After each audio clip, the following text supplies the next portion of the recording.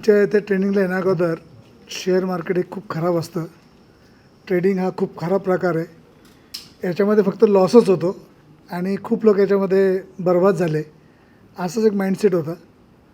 बरंच लॉस झाले लाईफमध्ये आणि ते स्वतःपेक्षा दुसऱ्या ट्रेडिंग हाऊसला दिले किंवा एका ब्रोकरला दिलं आणि त्यांच्याकडनं आले.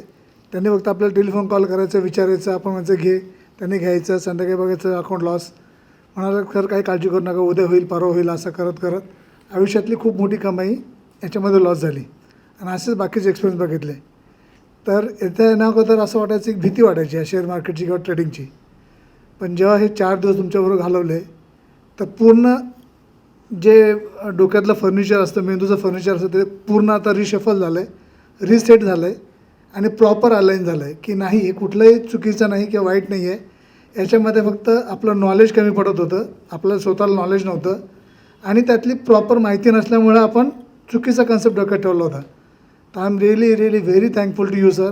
You have done a great job. You are making life of people. So thanks a lot and God bless you sir. God bless you. असं सर्वांना तुमच्या नॉलेजचा फायदा मिळो, सर्वांना याच्यातनं सक्सेस मिळावं, हेच बोलून मी संपवतो सर.